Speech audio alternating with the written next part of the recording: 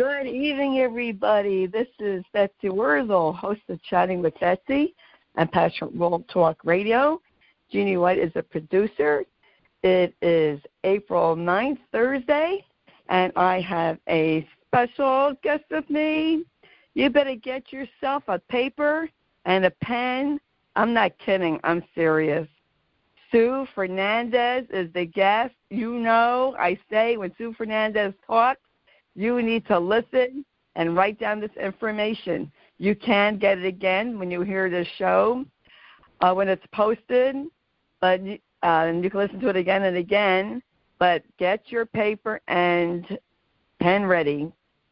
Welcome, Sue, and thank you for coming on. Hi, Betsy. Thank you very much. Listen, I wanted to reach out to you because the other day I was laying in bed and I was kind of thinking, oh, shucks. With this pandemic situation, I was very concerned regarding the elderly and caregivers that have loved ones in facilities. Now, again, I wanted to express the importance. Now is the time to have the caregivers review their signed agreements regarding the following situation.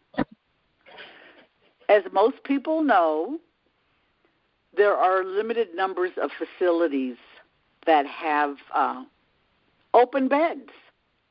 They're very limited and they're challenging. So I want you to review, since you're at home, please go through and pull out your agreements regarding the following. Again, they should be your signed agreements, what you agreed to when you placed your loved one in the facility. Again, because of this pandemic, a lot of the facilities are going to be playing, I call it the rotation game or the hot potato game. Look into your agreements to see what they say regarding moving your loved one from one facility to another. They may say your spouse is having behavioral issues or illnesses, or the facility may ask you to remove your loved one. Know from the agreement what constitutes the facility to remove your loved one. What's their reasoning why they want your loved one to leave? Most facilities, and it should be in your agreement, caregivers, most facilities give you a 30-day notice. So, for example, if they contact you today and they tell you, Sue, your mom's having behavior issues, we want her out now. And, of course, it's at the last minute and you don't know what to do. Again, you have to know what your agreements state. Most of them give you a 30-day notice. Do not, and I repeat, do not let the facility bully you into making decisions, because that's going to be a very important decision when you place your loved one in another facility. Again, review your agreement. Prior to the virus, there was a shortage of beds. I hate to be the bearer of bad news, but now facilities are more likely inundated with new patients. Betsy, I don't know if you had seen the news lately, but I had, and I used to live in Southern California, and they had just reported, the news station over there was a facility in Riverside, and it was a facility of about 80, and 34 of their patients, their residents, had COVID-19. 5 of the staff members had the virus. And unfortunately, what happened was the staff decided not to return to the facility. And that's sad. That's really sad. What ended up happening is I believe they ended up taking them to a hospital. You know, I, if anything, would be the first one to say, what are you doing? Why didn't the employees show up? But on the other hand, guess what? I don't blame them, especially a lot of these facilities. I know, I've seen them, both in Southern California and here in Central California. These lower income facilities, they're horrible. They're not maintained, and they get away with murder, literally. You know, you walk into some of these facilities and they smell like urine and all of that stuff, and then some. So I ask the caregivers, please take the time to review your agreements. This may be happening to you. Again, as I've mentioned before, Betsy, I'm on a few other websites, and a few of the other people, they've been having these issues for whatever reason. They had Either they want to remove them. That's the other issue, Betsy. Some of them are not allowing them to remove their loved ones because of this pandemic. You have to know your rights, people. Again, please look into your agreement and see what your agreement states regarding removing your loved one. The other day, Betsy, I had a conversation with she was a caregiver. She was also a CNA from another state.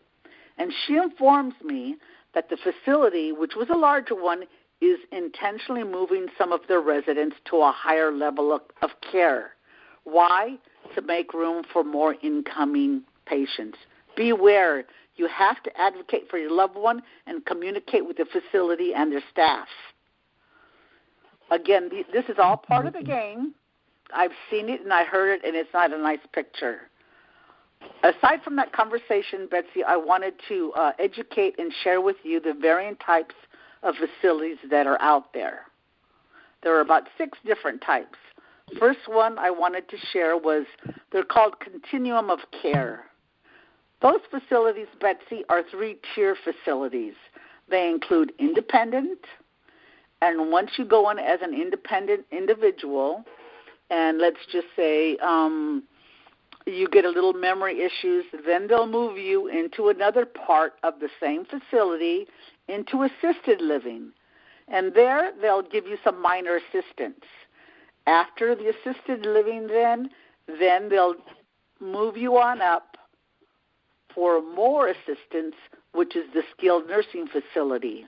The skilled nursing facility requires more medical care. Some, by the way, are exclusive continuum of care facilities.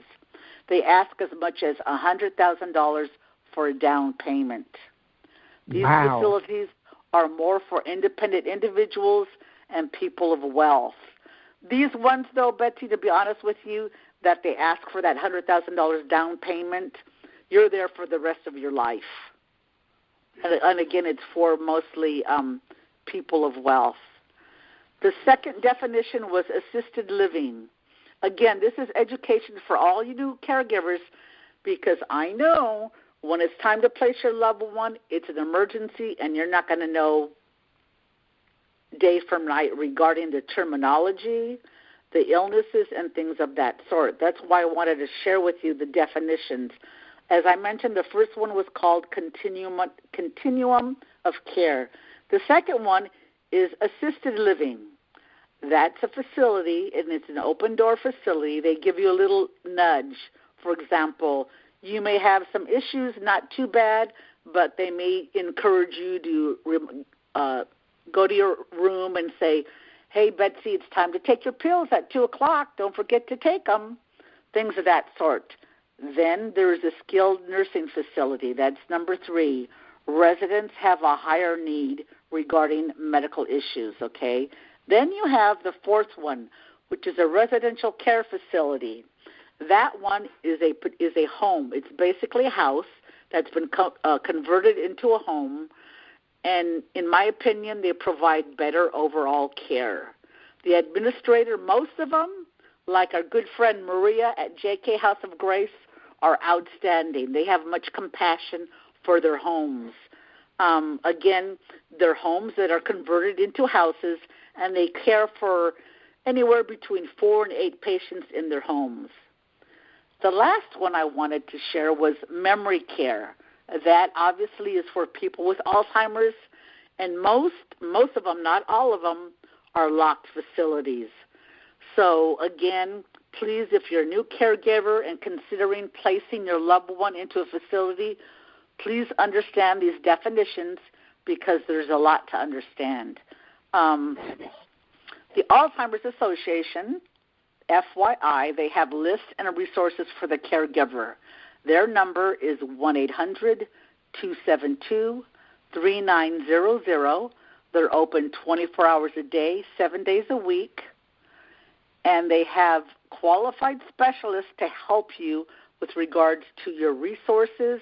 They even have lists of organizations in your area. They have lists of facilities. Their website is www.alz.org. That's a resource for loved ones seeking placement for their loved ones. I found this out a while ago, Betsy, was that there are placement agencies for the caregivers seeking placement. There are some that claim that they're free. They're not free. Well, in essence, they are, but you have to know that these businesses, they're placement agencies, and these businesses do get paid on the back end. What I mean by that is the facility will give the agency a fee or a bonus, or some of them call it a referral fee. It's also my understanding that some placement agencies also have real estate license. Personally, and it's my opinion only, and I repeat, it's my opinion only, I don't feel it's ethical, that there's a conflict of interest, and feel that these agencies that have real estate licenses won't help you make the right choice when placing your loved one. Think about it. That being said, should you get a placement agency, ask them. Are they also affiliated or a licensed realtor? Again, it's my opinion. It's not ethical, and there's definitely a conflict of interest. More importantly, did you know these placement agencies, there is no oversight by the state or government? Beware, please. Again, there is no oversight by these placement agencies.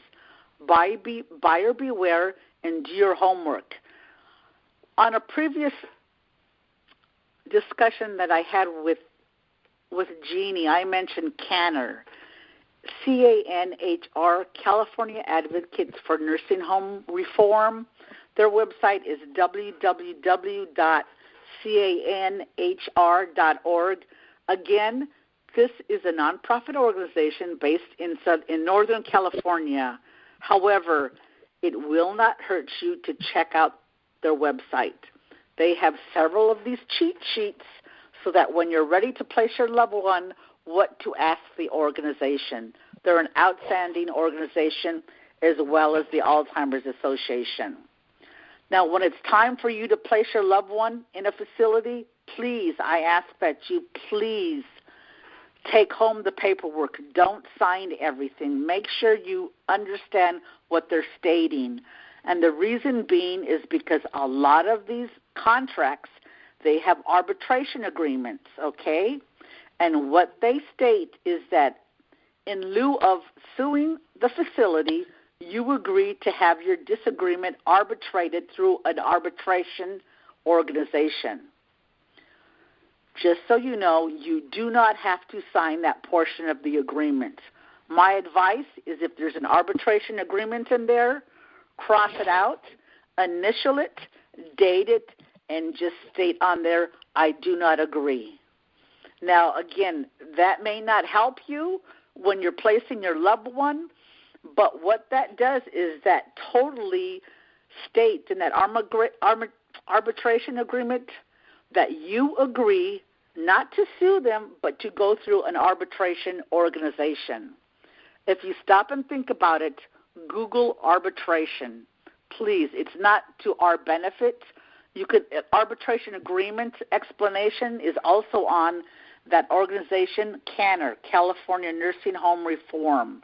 It gives you all the details, and it's very interesting. Again, that may or may not help you, but when you're signing agreements, understand everything in the agreement. Let's see. One other thing I wanted to mention, Betsy, was the Alzheimer's Association.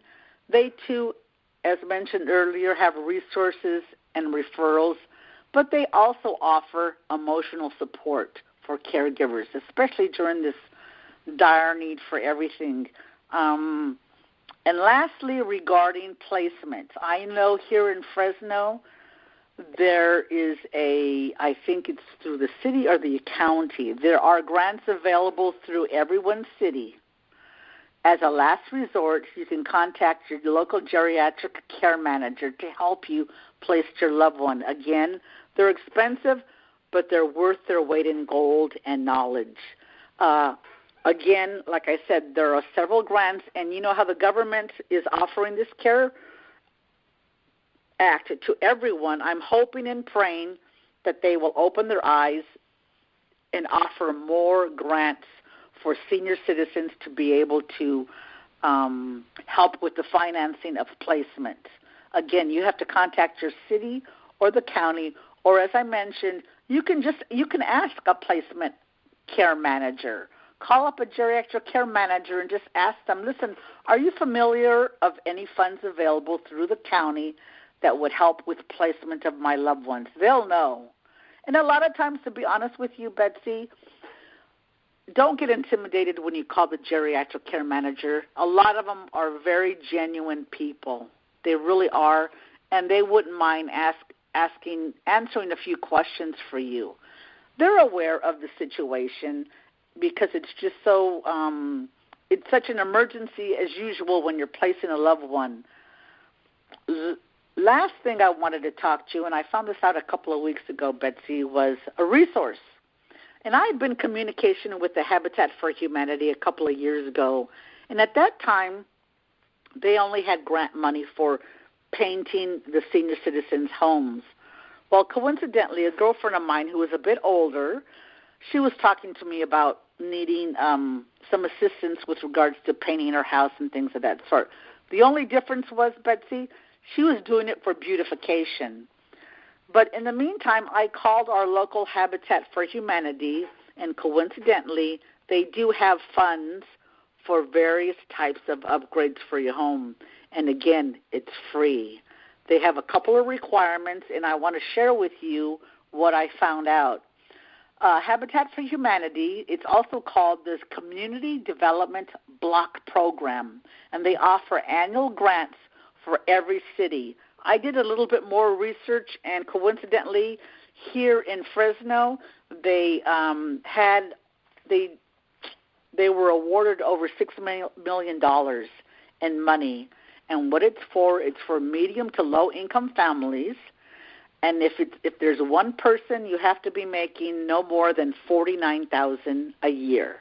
You have to be 62 years of age and above, and the house has to be in your name. What they'll do, and let me read you a little list of things they'll do for free.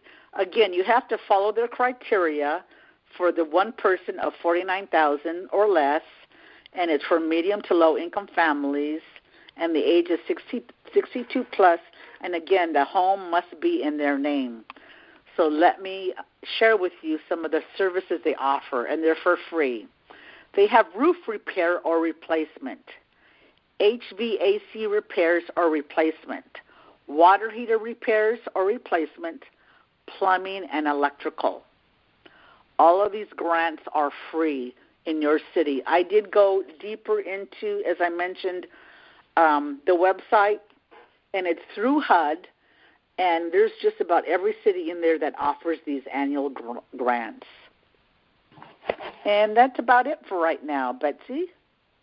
Well, thank you, very much, Sue. I always learn something when you speak, and I want to remind the listeners, you can play this over and over again so you can hear all this valuable information. That is awesome. Thank you so much, Sue. I know, Sue, that I didn't know that about Habitat for Humanity, so thank you for saying that. I know in my town they have I think it's called Tooling Around Town for senior citizens for minor home repairs. Oh, that's and you have to, you have to qualify. I think you have to fill out like your income, and I don't know, exactly what the rules and regulations are, but I know I did see them. I was at the senior center. It could be for painting the outside, maybe the inside. You could, call up. I live in Woodbridge Township in New Jersey. Different towns might call their senior center something else, but call up and ask, do they do home repairs? Usually happens in the spring and summer, and there might be a waiting list. Right. Definitely. Or if and even if they say no, we don't have funds available, ask them, are you do you have a referral for other resources? And they may know. And because when I looked up this particular grant, there were also like 4 other grants that Fresno was entitled to. And you may qualify for those other grants. So you just never know what your city, has been awarded. Yes. And you were talking about a nursing facility near you. There is a nursing care facility that was in my township that closed. They had to move all those clients in about I'm going to say 45 minutes to an hour away from here and move them up to another facility. Now, I really feel for these caregivers. They can't go visit their loved ones, and now they're like an hour away. Right. Well, and don't forget though, there's a shortage of various types of beds. And let's just say your mom's in a facility and she has a lot of chronic issues, and my mom's in a facility and her issues are more dementia. So if they move them anywhere, it depends if there's a bed open near your home. Now, I remember my sister when hers was a little bit different. Hers was more of an emergency because she had a severe stroke, and she could not find a facility to place her. And, we advocated and we huffed and puffed. And finally, I told her, listen, get her doctor involved. And, once we got the doctor involved, the miracle happened. They ended up finding a bed for her at a hospital, basically in the backyard of my sister's home. And it worked out so much. And LA is just spread all over the place. Plus, they live in a mountainous area. So they don't have, a pick and choose if they were in the lowlands. They're in a mountainous area. But again, their doctor got involved, and that's all that happened. They ended up finding a spot for her at a hospital, and they ended up providing hospice for her there. So, you have to advocate and get involved. Yes. Sue, I have to ask you a question. Some listeners might be thinking of this. Do you think it's a good idea now, even with the pandemic going on, to have a plan to look at a facility in case your loved one needs to go in one and maybe be put on a waiting list? Oh, sure. And I'll be honest with you, a lot of them do have a waiting list. And the bottom line is, too, it depends on what type of income they have. And a lot of us, me included, if something happened to me and I needed some help or something, I would have to go probably get help through Medi-Cal because, of course, if I was totally incapacitated and no one could help me, but, definitely, put your name on the list, totally. And I think if anything more important, learn. It wouldn't help you, like I said before in other podcasts, Betsy.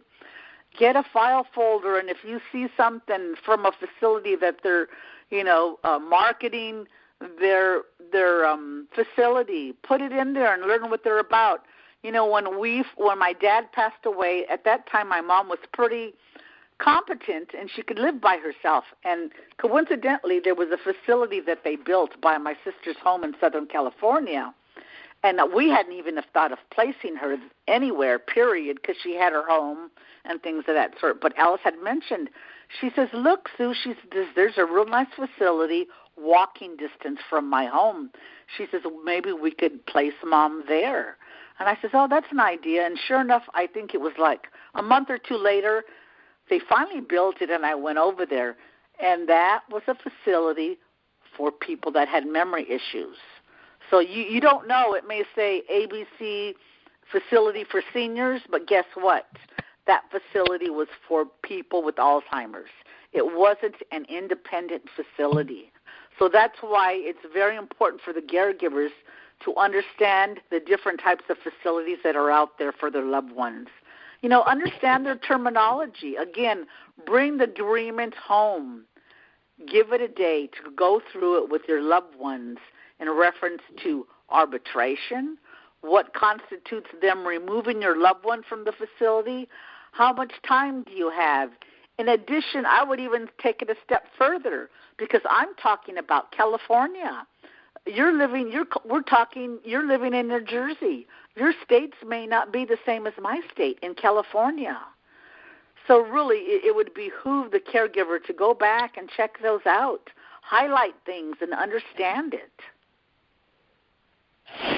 Very good information, Sue. I do know that for a Medicaid bed, we call it Medicaid here in New Jersey, right, which is probably a Medi-Cal, right. They only have a certain number of Medicaid beds available. Exactly. So if you have a loved one already on Medicaid, put your name on a waiting list. When your name comes up, you could always say, "Oh, we're not ready yet," but have it on there. You don't want to be in an emergency situation where you're running around like a chicken with your head cut off. And let's be honest, Betsy, most of the times when it's time to place your loved one in a facility, it's during an emergency because your loved one refuses to stay outside, they're throwing tantrums, they're having constant medical issues, and you can't make a sound decision. Sorry about that. I don't know what happened. Are you there, Sue? Yes, I am. No, I don't know what happened. Tech problem. We're being recorded. Yes. Live radio, folks. You just got to go with the flow. Oh, gosh. Will it pick up, Betsy, from what we said earlier? Yes, it should. Yeah. Oh, okay. Okay, super. It just, that was weird. Yeah, disconnected us for a moment. Yeah, that happened before. Actually, one time before I was talking to somebody, and I just continued on. And also, you know what, Sue? I do remember that places, it's, I guess, kind of like a real estate. If you go to a place who will help you find a placement, a assisted nursing facility, or a memory care, and they have, you're right, they do have an investment in that facility. They're going to show you that particular facility. Not only that, Betsy, because where I live, it's a small hometown. They've got their clicks. And sometimes it isn't to your benefit. This is my concern, Betsy, and I mentioned to you prior to the recording, too. This is my concern because I've worked for a lot of organizations working with the elderly. There are a lot of elderly people out there that do not have loved ones to advocate for them. I've seen it, Betsy. I've worked for the American Cancer Society. I've worked for HICAP. We educate the elderly regarding Medicare. And I'm very concerned about the agencies taking advantages of the elderly. They're out there. I've seen them. I know them. My intuition, I walk by them. I see them when I attend these workshops. I know what they're about, Betsy. But there's, again, my thing is there's no oversight on them, and that's my big concern. These elderly people are very vulnerable, and a lot of them have a lot of money, too. So my concern is that they're not helping the elderly. They're helping themselves. Right, getting taken advantage of. Right. Yes. I have to be, very diligent if you are responsible, and especially if you have power of attorney over your loved ones, that they are not being taken advantage of, and to know your rights. And I tell Sue Fernandez, you need to go and dismiss for yourself. Thanks, Betsy. You're welcome. I wish I knew you about 16 years ago, but you might not have known this information back then. And looking. No, I didn't. And I had my head in the sand like everybody else. You probably wouldn't have even liked me, Betsy. Is that crazy or what? Because this is funny when I think about it. 16 years ago, Matt and I were looking for a place for his mom. And one facility was very nice, and it has a good reputation. And we went in. It was the summer. We were wearing shorts. And the woman said to us, "Do you have $90,000 self-pay for 2 years?" And we said, "No." She goes, "Goodbye." She wouldn't even let us really? She said goodbye. Yeah. There are all types. Believe you me, there are all types, Betsy. I know another thing, and this was after my dad had died, and I was just kind of scoping, was I going to get her a caregiver? Was I going to place her? I wasn't sure. I was all new at this. But I ended up walking into a couple of facilities, and they were inviting me, and I know what they were doing. They were enticing me to come over and have lunch there to check out their facility.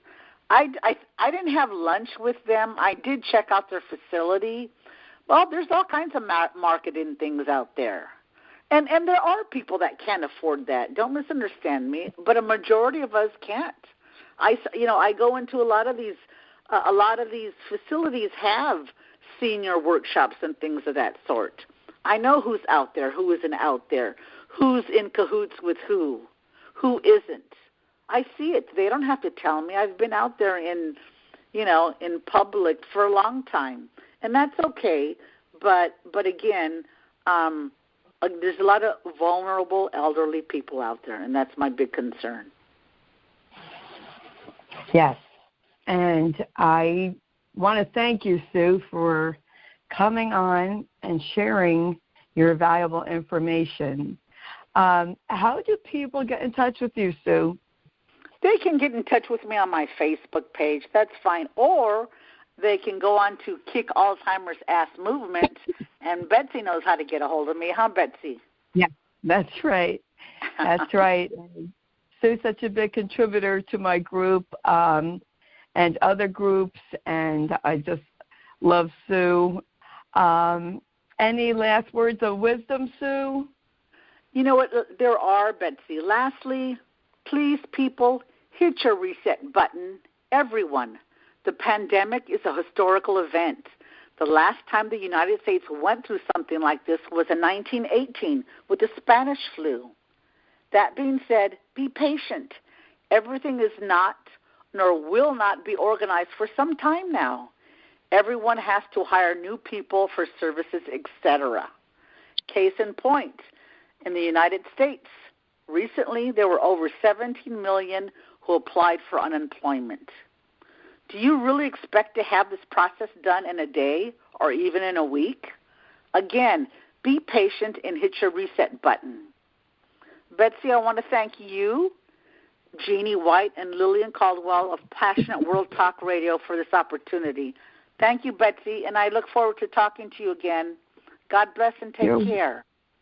You're welcome, Sue. Thanks for coming on. Anytime you have a subject, if you know what would be a good subject, Sue, and we've been talking about this for years. You know, the public is just catching on now because of this pandemic. And I did have 2 caregivers talk about social isolation. I would like really you to do a show. I just thought of this. On your opinion of social isolation now being more out into the open, I think that would be a good topic for a show for us to do. Sure, I'd be happy to talk to you about it. Yes, I don't have a medical background or anything, but I, too, was socially isolated from loved ones and things of that sort. So, from experience. And in addition, from me being out there, again, that's another topic for maybe our next communication, Betsy. I'd be happy to talk to you about it. Sure. Well, I have to plan a date. Okay, folks, I want to tell everyone, have a safe holiday. Happy holiday. Please keep your distance. Please stay home. Use precautions. We know we can't celebrate holidays like we would like, but do the best you can with what you have available. And I want to thank Jeanne White for writing the blogs, producing. Please read the blogs. It has so much information on there. And be blessed, everybody. Until I talk to you again, this is Betsy Wurzel, host of Chatting with Betsy and Passionate World Talk Radio. Bye-bye now.